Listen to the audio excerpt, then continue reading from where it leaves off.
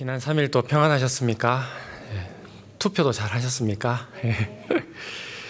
우리가 사사기의 주제를 이렇게 줄여서 한 문장으로 만든다면 다음과 같이 쓸 수 있을 것 같습니다. 그때에 이스라엘에 왕이 없었으므로 사람이 각기 자기 소견에 옳은 대로 행하였더라. 참 흥미롭습니다. 이스라엘의 유일한 왕이신 여호와 하나님이 계신데도 불구하고 성경 기자는 이스라엘에 왕이 없었다 이렇게 이야기를 하고 있습니다. 왕이 진짜 없어서가 그런 것이 아니고요. 사사기를 보면은 믿음의 유산이 잘 이어지지 못했다는 것을 이야기하고 있습니다. 다음 세대가 일어나야 하는데 하나님을 알지 못하는 다른 세대가 일어나게 되면서 하나님을 자신의 왕으로 인정하지 않는 이러한 이스라엘의 형태를 사사기 기자는 고발하고 있는 것입니다. 하나님이 이 세상의 왕으로 인정받지 못하게 된다면 어떤 일이 벌어지겠습니까? 하나님의 통치권을 인정하지 않으면 하나님의 통치가 사라집니까? 전혀 그렇지 않습니다. 세상이 하나님을 왕으로 인정하든 하지 않든 하나님께서는 이 세상의 주인이시고 왕이십니다. 인간의 그 어떤 노력에도 하나님께서는 당신의 뜻을 따라 세상을 이끌어 가십니다.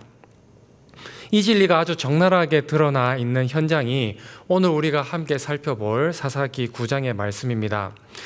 본문에 등장하는 인물들은 하나님을 왕으로 인정하지도 않고 의식하지도 않고 또 그야말로 자기 소견에 옳은 대로 행하면서 욕망을 추구하며 열심히 삽니다. 그런데 최종 결과물이 어떻습니까? 하나님의 계획 안에서 다 이루어집니다. 그래서 성경은 하나님 밖에서 하나님의 계획에 이끌려가는 삶을 살기보다 하나님 안에 서서 하나님과 함께 그분의 계획을 기대하고 바라보며 기뻐하는 삶을 살아라고 거듭해서 우리에게 강조하고 있는 것입니다. 이런 이해를 바탕으로 오늘 본문 사사기 9장을 살펴보려고 합니다. 제가 일본 소설을 보니까요, 일본 사람들 이름과 일본 지역의 이름들이 이렇게 여러 개가 등장하다 보니까 쭉 읽으면서 후반부에서는 막 헷갈리기 시작하더라고요. 제가 사사기 9장을 읽을 때 좀 그런 느낌이었습니다. 이름이 좀 헷갈리고 또 지역이 좀 헷갈릴 수 있어서 집중하지 않으면 놓칠 수가 있습니다. 그래서 오늘 9장 전체 본문 말씀 이름과 지역이 나올 때마다 제가 좀 차근차근 설명을 해드릴 테니까 한번 잘 따라와 주시면 좋겠습니다.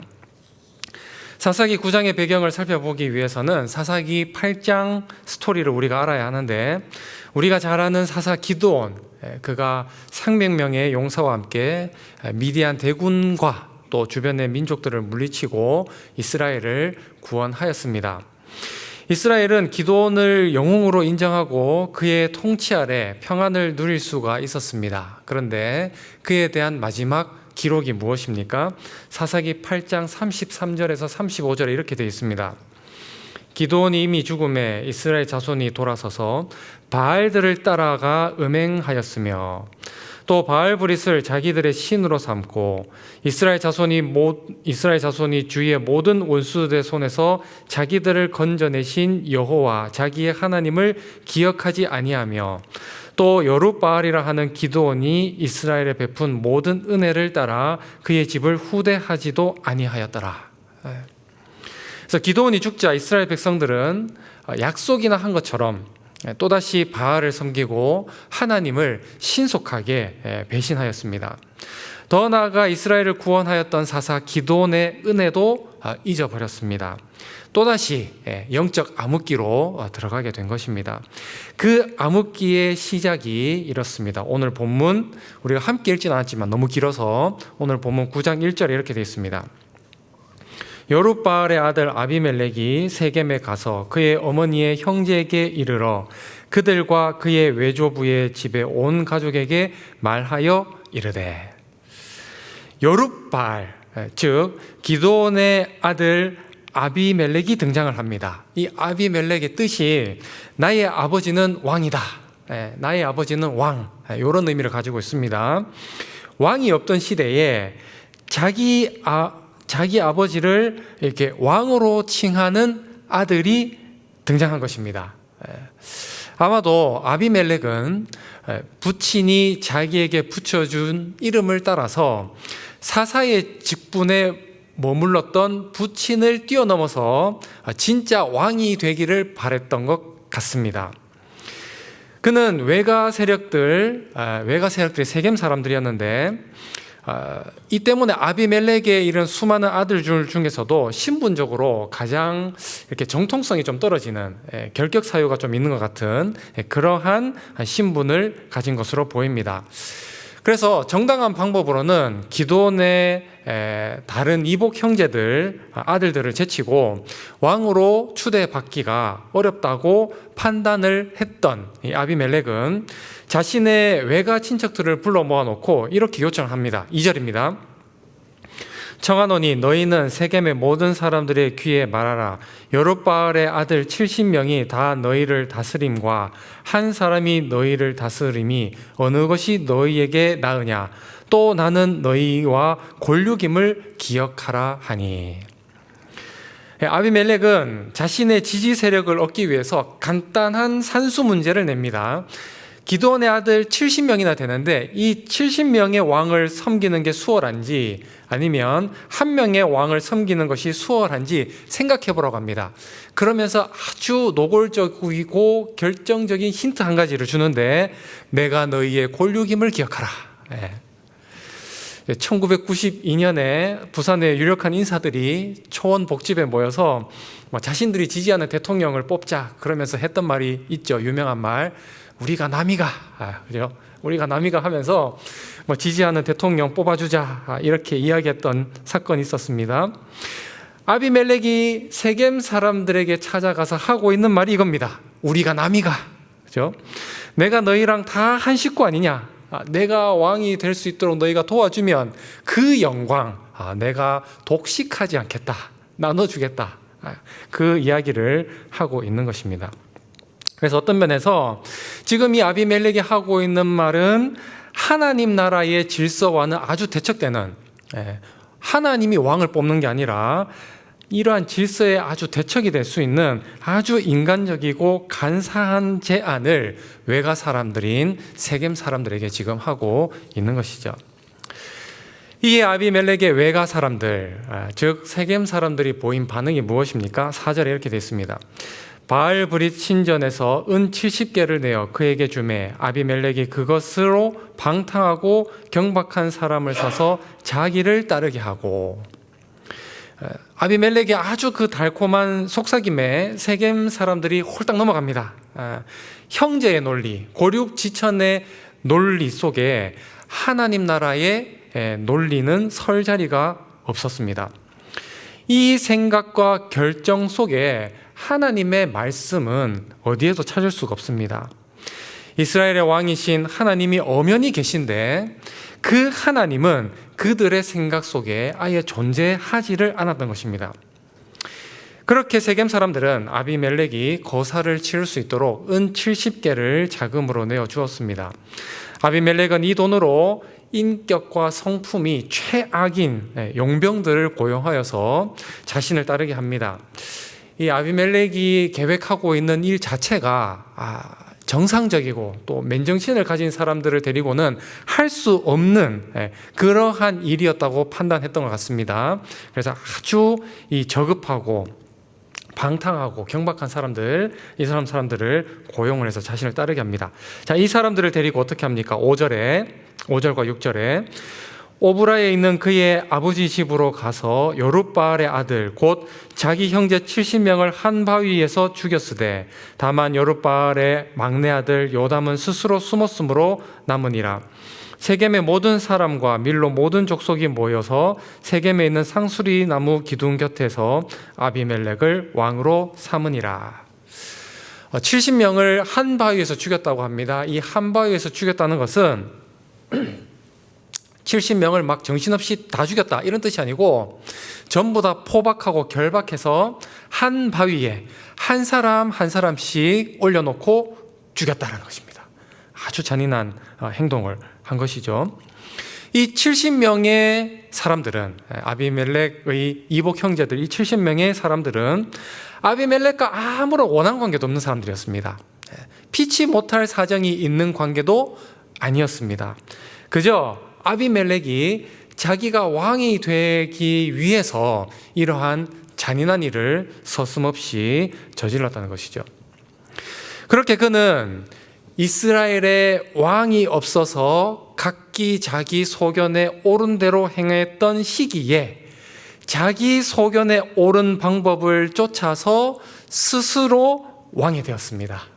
참 역설적인 역사적 순간이라고 할 수 있습니다. 이때 아비멜렉의 칼날을 피해 생존한 사람은 막내 아들 요담뿐이었습니다. 요담은 아비멜렉이 세겜의 왕이 되었다는 것을 듣고 세겜 사람들을 비난하기 위해서 그리심산 꼭대기에 섰습니다. 아마 그 위에서 좀 이야기를 하면은 혹시 요담을 막 잡으러 올 때 쉽게 도망도 갈 수 있고, 또 위에서 이렇게 소리를 밑으로 지르면은 뭐 자연적인 음향 효과가 있으니까 요담이 보기에는 그 위치를 선정을 했던 것 같습니다. 그 위치에서 요담이 이야기를 합니다. 7절입니다. 사람들이 요담에게 그 일을 알림해 요담이 그리심산 꼭대기로 가서 서서 그의 목소리를 높여 그들에게 외쳐 이르되 세겜 사람들아 내 말을 들으라. 그리하여야 하나님이 너희의 말을 들으시리라. 요담은 아비멜렉의 악행을 이 어리석은 나무들이 등장하는 우화로 조롱하면서 비난하기 시작합니다. 그 내용을 요약하자면 이렇습니다. 나무들이 자기들을 다스릴 왕을 찾고 있었습니다. 가장 먼저 찾아갔던 나무가 감람나무, 우리가 잘 아는 올리브유를 내는 올리브 나무죠. 이 감람나무에게 찾아가서 왕이 되어달라고 요청을 합니다. 이 올리브 나무, 감람나무는 이스라엘 사람들에게 풍요와 평안을 상징하는 나무입니다. 열매를 얻으려면 7년을 꼬박 잘 길러야 되고요. 또 15년에서 12년 정도를 끊임없이 잘 이렇게 관리를 해줘야 완숙한 숲이 이렇게 잎이 울창해지는 그런 나무가 될 수 있었습니다. 이렇게 잘 성장한 나무에서는 1년에 한 500kg 정도 되는 정말 많은 올리브 열매를 만들어 줍니다. 그래서 정말 사람들을 참 복되게 만들어주는 탁월한 나무가 이 감람나무라고 할 수가 있습니다. 그런 감람나무가 왕이 될 법도 한데 왕이 되기를 거부합니다. 왜? 하나님과 사람을 영화롭게 하는 일을 하느라 내가 지금 바쁜데 어찌 왕이 되겠다고 우쭐댈 수 있겠느냐, 본문에서 우쭐댈 수 있겠느냐 이 말을 하고 있어요. 나는 우쭐대고 싶지 않다. 이미 나는 하나님과 사람을 영화롭게 하는데 충분한 일을 하고 있다. 그 이야기를 하고 있죠. 감람나무가 왕이 되기를 거부하자 이번에는 이 나무들이 무화과 나무를 찾아가서 왕이 되어라고 이야기를 합니다. 무화과 나무 역시 가나안 땅에서 이스라엘 사람들에게 참 사랑을 받는 나무라고 할 수가 있습니다.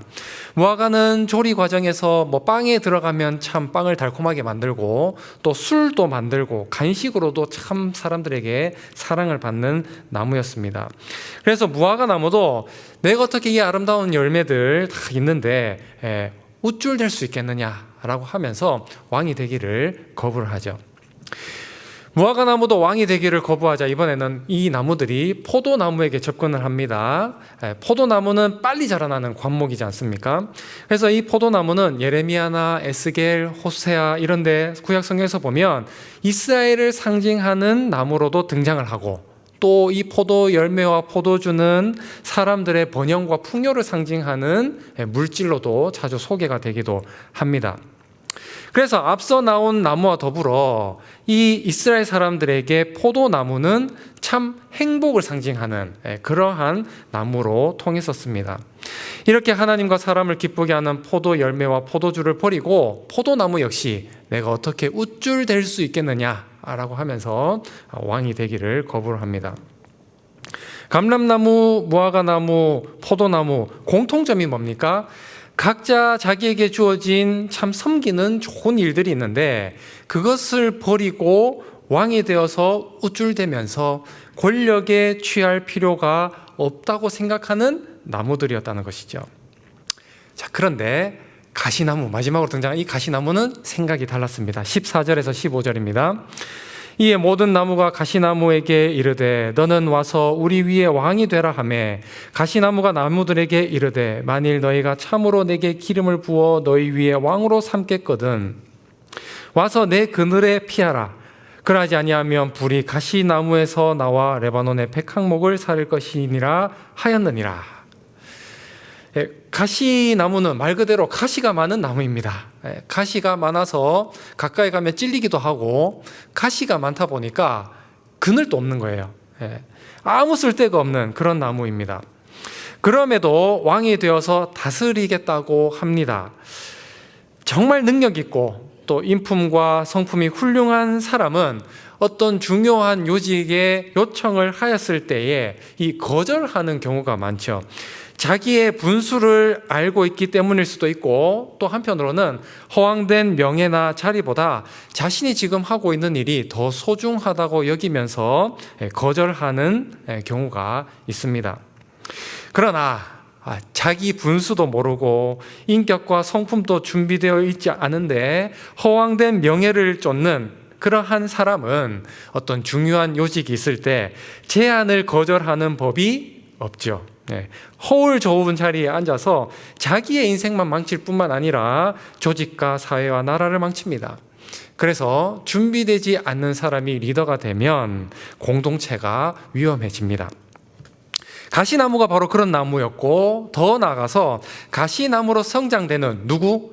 아비멜렉이 바로 그러한 사람이었다는 것입니다. 요담은 가시나무가 나무 공동체를 불살라 버렸던 것처럼 아비멜렉이 세겜 공동체를 그렇게 만들게 될 것이라고 우화로서 지적을 하고 있었던 것입니다. 19절과 20절입니다.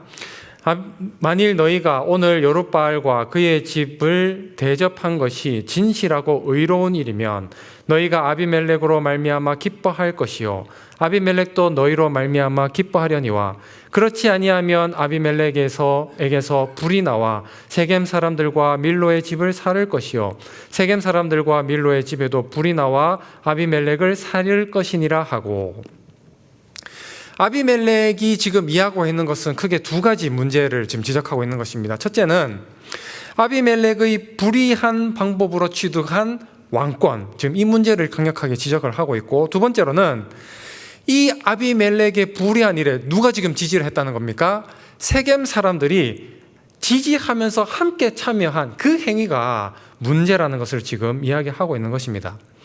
만약에 세겜 사람들이 왕으로서 자질과 자격을 갖춘 어떤 사람을 정당한 방법으로 왕으로 세웠다면 많은 사람들이 그것을 용납했을지도 모릅니다. 그러나 우화 속 나무들로 상징되는 이 세겜 사람들은 그렇게 하지 않았습니다. 그들은 자기 분수를 모르고 날뛰는 가시나무, 즉 아비멜렉을 왕으로 추대했을 뿐만 아니라 목숨을 걸고 그들을 보호하고 지켰던 기드온을 배신하기까지 했습니다. 이제 그 결과 어떻게 될지, 요담의 저주대로 이어질지 아니면은 그렇게 되지 않을지 이제 우리가 궁금해집니다. 22절입니다. 아비멜렉이 이스라엘을 다스린 지 3년에 요담의 저주가 있었지만 그의 저주는 무려 3년 동안 일어나지 않았습니다. 여기까지 보면 아비멜렉과 세겜 사람들의 이 쿠데타라는 것은 영원히 성공한 것처럼 보일 수가 있습니다. 그리고 요담처럼 악인들 때문에 고통받는 사람들은 이 3년이라는 시간이 정말 너무나도 길게 느껴질 법도 했을 것입니다. 악인의 형통함을 볼 때 우리는 참 고통을 느낍니다.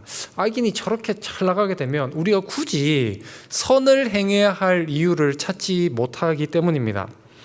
시편 73편에 악인의 샬롬, 이 내용이 등장하지 않습니까? 악인이 얼마나 평안하고 부유한 삶을 누리는지 증언을 하고 있는데, 이 악인의 형통함은 언제까지 가는 것인가?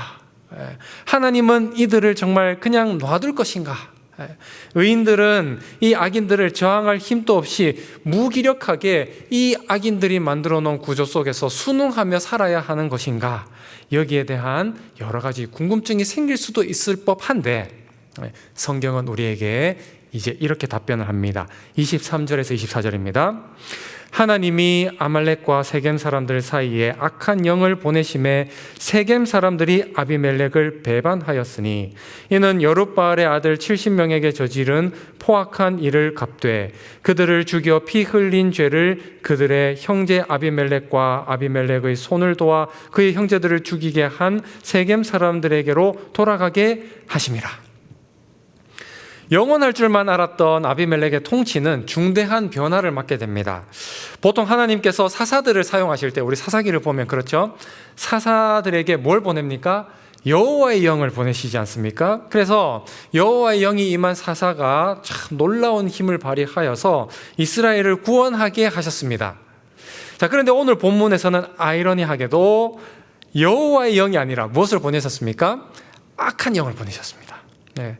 하나님께서 아비멜렉과 세겜 사람들 사이에 악한 영을 보내셨다. 이제 이 말은 앞으로 진행되어질 이 상황이 누가 통제할 수 없다는 거예요? 인간이 통제할 수 없는 상황으로 전개될 것이라는 것을 지금 성경은 이야기하고 있는 것입니다.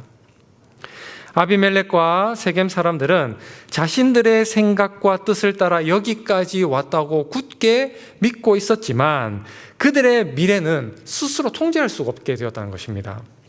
하나님이 이 둘 사이에 서로 배반하게 하면서 배후 조정을 이제 해 나가실 것을 이야기하고 있는 것이죠.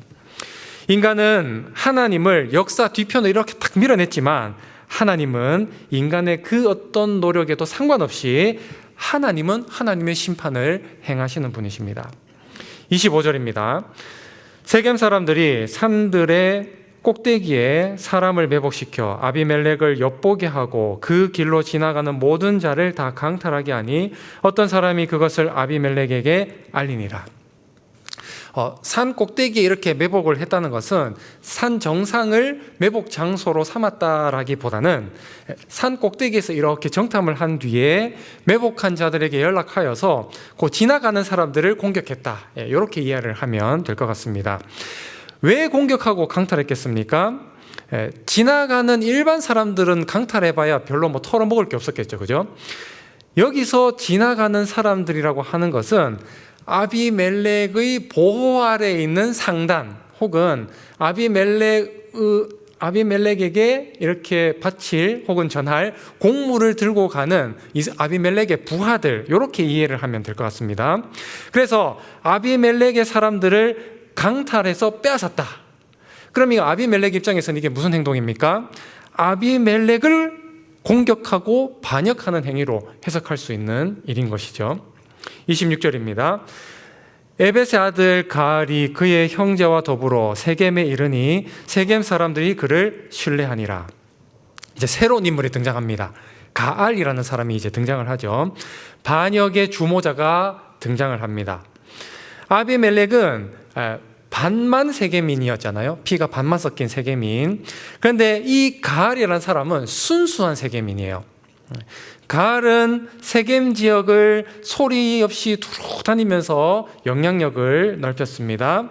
그러자 세겜 사람들이 가알을 신뢰하기 시작했습니다.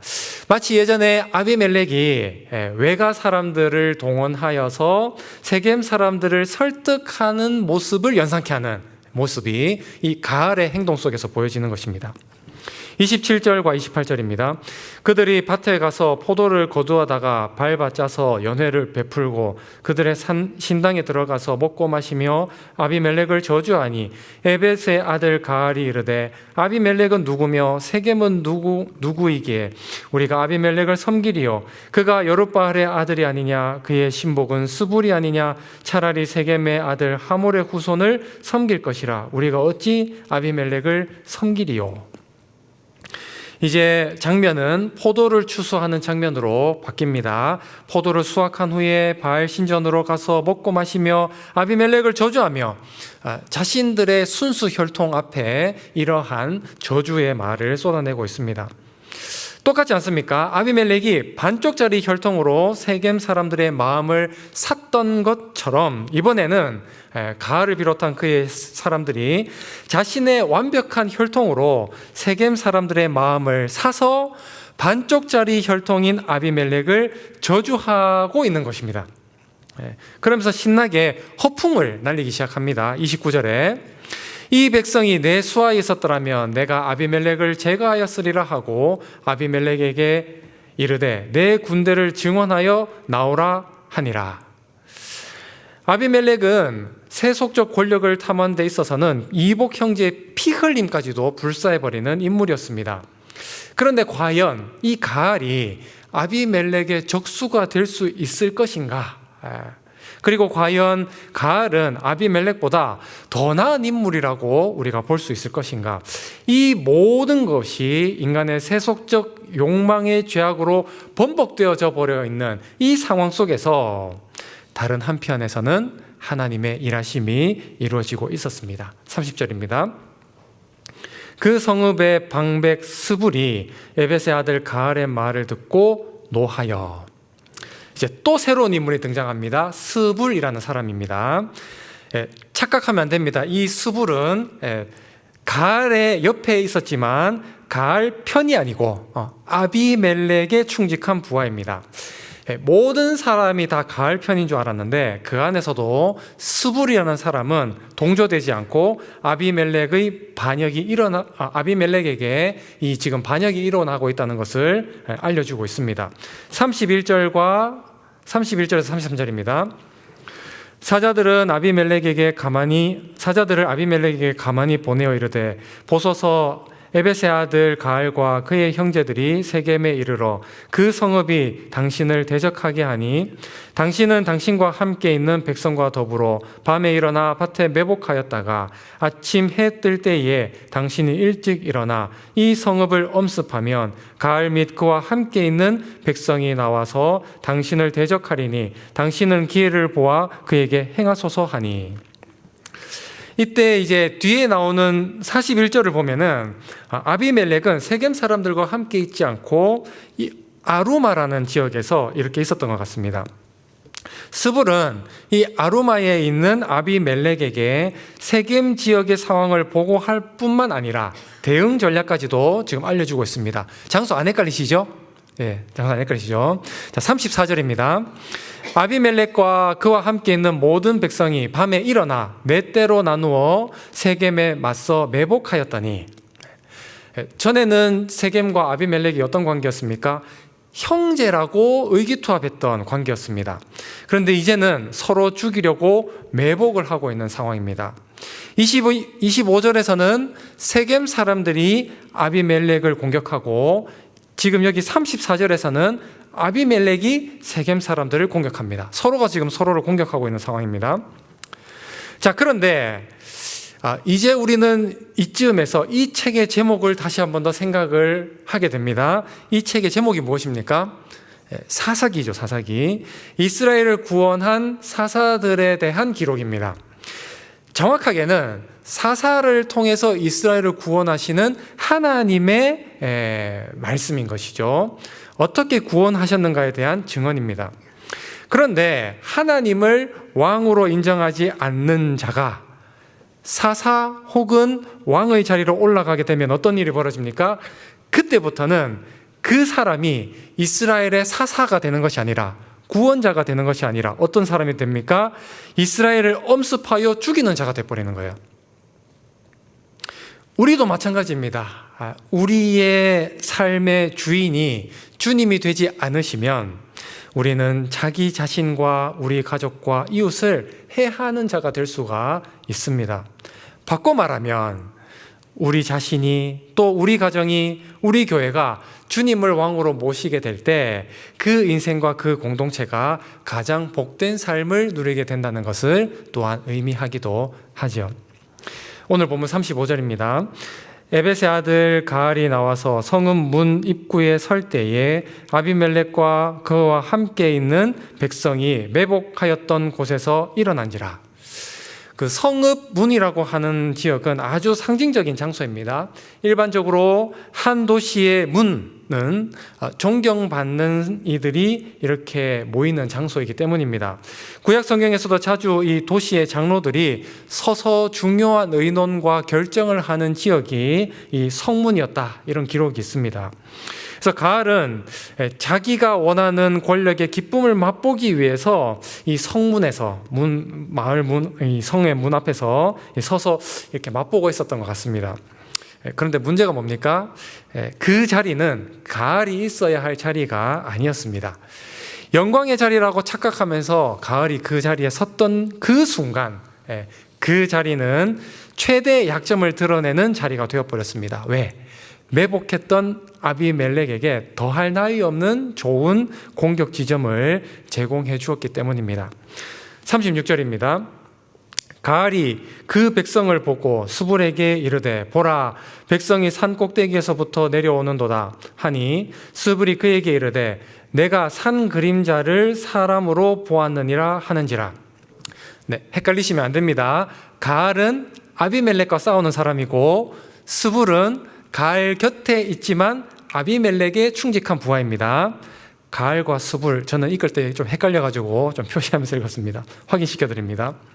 자, 그러니까 이 가알은 아비멜렉의 병력이 공격하러 오는 것을 확인하였고, 아비멜렉의 부하인 스불은 그것을 산의 그림자라고 가알을 속이고 있는 상황인 것입니다.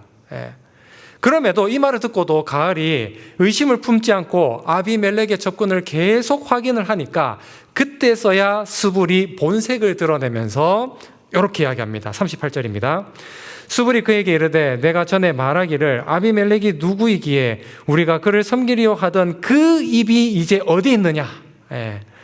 이들이 내가 없인 여기던 그 백성이 아니냐. 청하노니 이제 나가서 그들과 싸우라 하니, 너 그 많던 자신감 어디 갔어? 이제 빨리 가서 싸워.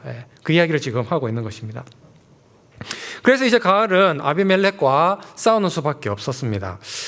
아비멜렉을 저주하며 허풍을 쳤던 가알이었지만 성경은 뭐라고 얘기합니까? 실제로 부딪혀 보니까 적수가 되지 못했죠. 성경의 말대로 상하여 엎드러진 자가 많을 만큼 가알의 병력은 치명상을 입었습니다.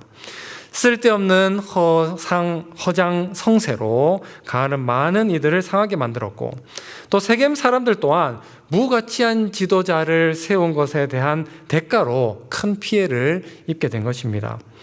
공교롭게 오늘이 또 선거일입니다. 41절에서 42절입니다. 아비멜렉은 아루마에 거주하고 스불은 가알과 그의 형제들을 쫓아내어 세겜에 거주하지 못하게 하더니 이튿날 백성이 밭으로 나오매 사람들이 그것을 아비멜렉에게 알리니라. 사실상 아비멜렉이 가알을 이렇게 추격했지만 성경 기록을 이렇게 보면은 그를 포박하거나 죽이지는 못했었습니다. 이에 아비멜렉은 끝까지 추격하는 것을 포기하고 아루마에 남아 있었는데, 아비멜렉 대신 누가 가알과 싸웠습니까? 스불이 가알과 싸우고 또 그의 가족들을 세겜에서 쫓아냈죠. 그리고 상황이 어느 정도 종료되어서 백성들도 밭에 나왔다고 했는데, 이 말은 백성들이 전쟁이 끝났으니까 피해도 어느 정도 복구를 하고 이제 일상으로 돌아오려고 지금 이런 일들을 했던 것으로 보입니다. 그래서 이렇게까지만 보면 상황은 어느 정도 마무리되는 국면인 것 같고, 또 세겜 사람들과 아비멜렉을 향한 하나님의 심판도 종료되는 것이 아닌가 싶어하는 바로 그때 어떤 일이 벌어집니까? 43절에서 45절입니다. 아비멜렉이 자기 백성을 세 무리로 나누어 밭에 매복시켰더니 백성이 성에서 나오는 것을 보고 일어나 그들을 치되 아비멜렉과 그때는 돌격하여 성문 입구에 서고 두 무리는 밭에 있는 자들에게 돌격하여 그들을 죽이니 아비멜렉이 그날 종일토록 그 성을 쳐서 마침내 점령하고 거기에 있는 백성을 죽이며 그 성을 헐고 소금을 뿌리니라. 참 이해되지 않는 상황이 벌어집니다. 전쟁의 위기가 끝난 줄 알고 피해를 정리하며 일상으로 돌아가려고 하는 백성을 아비멜렉이 내버려 두지 않았다는 겁니다. 자기를 저주하고 자기의 상인들과 부하를 습격하여서 자신의 돈과 명성에 해를 끼친 이들을 아비멜렉은 용서할 수 없었던 것입니다. 그래서 무방비 상태에 있었던 세겜 백성들을 죽이는 것으로 끝나는 것이 아니라 성을 허물고 소금까지 뿌리면서 두 번 다시 그 지역이 재건하지 못하도록 저주까지 내려버리는 일을 아비멜렉은 했던 것입니다. 이렇게 보면 인간성을 상실한 아비멜렉을 믿고 거사를 치를 수 있도록 자금까지 될 뿐만 아니라 그를 왕으로 임명했던 세겜 사람들이 얼마나 어리석었는지를 우리는 알 수 있게 됩니다. 사람에 대한 평가를 인격과 성품과 자질로 따져서 한 것이 아니라 그저 우리가 남이가 하면서 골육지천이라는 이유 하나만으로 그를 지도자로 뽑았기 때문에 더군다나 하나님 나라의 질서를 완전히 외면한 채 그를 왕으로 세웠기 때문에 이런 비극이 일어난 것입니다. 46절과 47절입니다.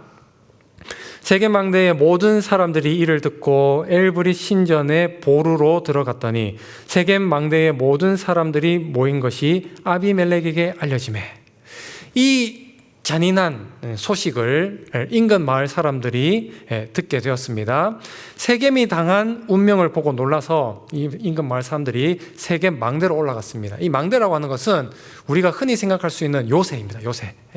요새의 피난처를 삼아서 많은 사람들이 그곳을 피해 있었습니다. 그런데 잔인한 아비멜렉은 이렇게 싸울 의사가 없는 사람들까지도 내버려 두지 않습니다. 48절과 49절을 따르면 아비멜렉과 그의 부하들이 살몬산에 가서 나무를 찍어와서 망대 주위에 벌려놓고 불을 질렀다 이렇게 이야기하고 있습니다. 이에 망대는 불타올랐고 남녀 1,000명이 불타 죽었습니다. 불타 죽었다. 잠깐만. 이 장면 어디서 많이 본 것 같지 않습니까? 오늘 본문에서 가시나무가 어떻게 했습니까? 다른 나무들을 불살라 버렸던 그 저주가 지금 이 요담의 저주가 정확하게 성취되었다는 것을 우리는 알 수 있습니다. 50절입니다. 아비멜렉이 데베스에 가서 데베스에 맞서 진치고 그것을 점령하였더니 새로운 지역이 또 등장합니다. 데베스라는 지역입니다. 이 정도 피해 보복을 했으면 멈출 법도 한데 아비멜렉은 여전히 피를 갈구합니다. 그래서 세겜의 북동쪽으로 약 한 19km 떨어져 있던 데베스라는 데베스의 이 도시도 포위를 해버립니다. 아마 이제 이 데베스의 사람들도 반역을 할 때, 세겜 사람들이 반역을 할 때 같이 반역에 참여했던 것으로 보입니다. 51절과 52절입니다. 성읍 중에 견고한 망대가 있으므로 그 성읍 백성의 남녀가 모두 그리로 도망하여 들어가서 문을 잠그고 망대 꼭대기로 올라간지라. 아비멜렉이 망대 앞에 이르러 공격하며 망대의 문에 가까이 나가서 그것을 불사르려 하더니 이번에도 똑같은 레파토리가 이어집니다. 사람들이 아비멜렉을 피해서 망대로 다 올라갔습니다. 이번에도 아비멜렉은 전에 승리했던 공식, 망대를 불태워서 사람들을 다 죽이려고 합니다. 그런데 여기서 갑자기 아무도 예기치 못한 변수 한 가지가 등장을 합니다. 53절. 한 여인이 맷돌 윗짝을 아비멜렉의 머리 위에 내려던져 그의 두개골을 깨트리니, 쭉 승리해왔던 공식을 따라서 이번에도 똑같이 망대를 불사르려고 했던 아비멜렉은 불을 놓기 위해서 망대에 너무 가까이 다가간 나머지 어떤 일이 벌어진 겁니까? 한 여인이 던진 맷돌 윗짝을 머리에 맞고 두개골이 꺼져버렸어요.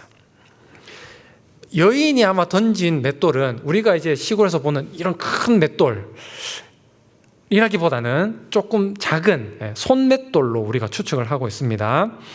그 남자들이 활과 창으로 이렇게 전투를 하고 있을 때 여자들도 무거운 돌을 던져서 망대에 접근하는 사람들을 공격했던 것이죠. 우리도 옛날에 조선시대 때 그 앞치마의 여인들이 돌을 모아가지고 함께 막 전투에 참여했던 기록이 있지 않습니까? 똑같이 그렇게 했던 것 같습니다. 살육에 눈이 돌아가서 무시무시했던 이 아비멜렉은 정말 어이없게도 집안의 도구를 사용하는 여인에게 죽임을 당했습니다. 너무나 왕이 되고자 했던, 스스로 왕이라고 자부했던 자에게 내려진 아주 수치스러운 죽음의 방법이었다는 것이죠. 그는 이 수치를 덮고 싶어서 가까이 있는 소년에게 죽여달라고 이야기를 했지만, 그렇게 참 덮일 법도 했지만, 훗날 사무엘하 11장 21절에서 다윗이 이 사건을 인용한 것을 보면, 다윗이 인용한 정도였으면 누구도 아는 거예요. 모든 이스라엘 사람들이 이 아비멜렉의 수치스러운 죽음을 다 기억하고 있다는 뜻이었겠죠. 그래서 수치스러운 죽음의 상징으로 자주 그의 죽음이 사용되어졌습니다. 이제 길고 길었던 피비린내 나는 역사에 대해 성경은 이렇게 정리를 하고 있습니다. 56절에서 57절입니다. 아비멜렉이 그의 형제 70명을 죽여 자기 아버지에게 행한 악행을 하나님이 이같이 갚으셨고, 또 세겜 사람들의 모든 악행을 하나님이 그들의 머리에 갚으셨으니 여룻바알의 아들 요담의 저주가 그들에게 응하니라. 이 구절을 잘 읽어보면 아비멜렉 이야기의 핵심을 잘 보여준다고 할 수 있습니다. 악이 횡행했던 사사기 시대에 하나님께서 악을 확실히 보응하시고 심판하셨다는 것을 성경은 이야기하고 있습니다. 하나님 앞에 모든 악은 그냥 지나가는 법이 없습니다. 인간의 때와 방법에서 벗어날지언정 하나님의 계획 안에서는 반드시 심판을 받게 됩니다. 말씀을 마무리합니다. 주 안에 사랑하는 우리 교우님들, 사사기 9장은 참으로 어둡고 참 참혹한 이야기입니다. 아비멜렉의 야망, 그리고 세겜 사람들의 어리석은 선택, 또 형제 살해의 비극, 그리고 결국 서로를 향한 공격과 칼과 또 파멸로 오늘 사사기 9장은 점철되어져 있습니다. 인간의 눈으로만 보면 오늘 이 이야기는 권력 다툼과 또 정치적 음모가 만들어낸 비극밖에 되지 않아 보입니다. 그러나 성경은 이 사건의 마지막을 이렇게 정리합니다. 하나님이 아비멜렉의 악행을 갚으셨고 세겜 사람들의 모든 악행도 그들의 머리에 돌아가게 하셨다. 사람들은 자신이 역사를 움직인다고 착각을 합니다.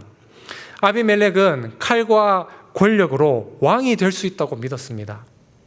세겜 사람들은 돈과 정치적 계산으로 미래를 바꿀 수 있다고 생각을 했습니다. 그러나 역사의 마지막 문장을 쓰신 분은 하나님 한 분이십니다. 인간은 계획했지만 하나님은 통치하셨습니다. 인간은 욕심을 따라 행동했지만 하나님은 공의로 그것을 심판하셨습니다.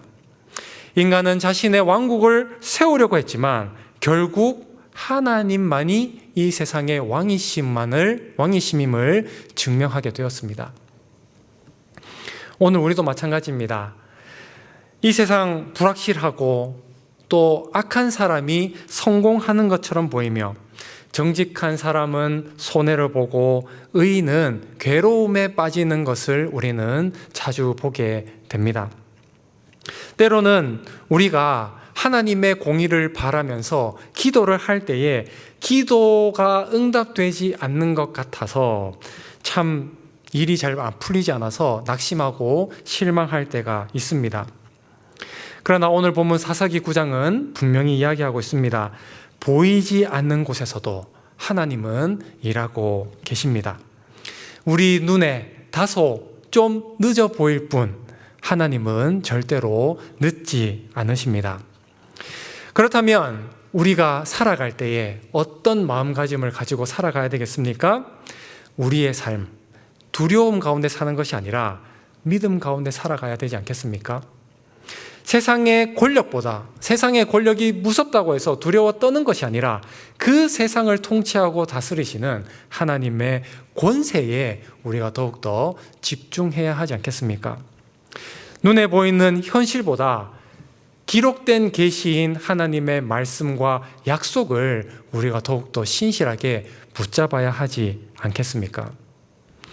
결과를 조급하게 만들어내기보다 하나님의 때를 기다릴 수 있어야 하는 것이 우리의 모습 아니겠습니까? 그러므로 사랑하는 교우님들, 믿음을 잃지 마십시다. 하나님은 지금도 살아계십니다. 하나님은 지금도 통치하고 계십니다. 하나님은 지금도 우리의 삶과 우리의 가족과 교회와 나라와 역사를 다스리고 계십니다. 아비멜렉의 시대 때도 하나님은 왕이셨고 2026년 이 시대를 살아가는 우리들에게도 하나님은 왕이십니다.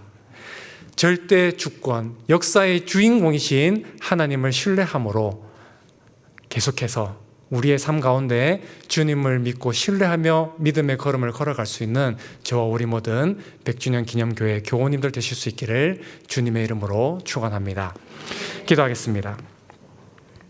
사랑과 은혜가 풍성하신 아버지 하나님, 엄연히 주님께서 이 시대의 왕이시고 통치자이심에도 우리는 간혹 그 진리를 잊은 채 자기 소견에 옳은 대로 살아갈 때가 있음을 인정합니다. 욕망을 따라 세속적 가치를 따라 그렇게 열심히 살아갔지만 그곳에는 복의 근원이신 하나님이 계시지도 않았고 참된 진리도 참된 생명도 없었습니다. 이제 오직 여호와 하나님만을 우리의 왕으로 모십니다. 불순종과 죄악의 신을 벗어던지고 주님께 순종하며 나아가오니 혼탁한 이 세상 속에서 복되신 주님만 따를 수 있도록 우리를 인도하여 주옵소서. 예수님의 이름으로 기도드립니다. 아멘. 우리 주 예수 그리스도의 은혜와 하나님 아버지의 사랑과 성령의 감화교통 충만하심이 오직 하나님께서 이 세상의 왕이심을 인정하고 불의와 반칙이 상식인 세상 속에서도 끝까지 주님의 계획과 일하심을 믿으며 주님의 통로로서의 삶을 살기로 결단한 수요 성경 공부에 참여한 주님의 사람들과 100주년 기념교회 위에 지금으로부터 영원토록 함께해 주시기를 간절히 축원하옵나이다. 아멘.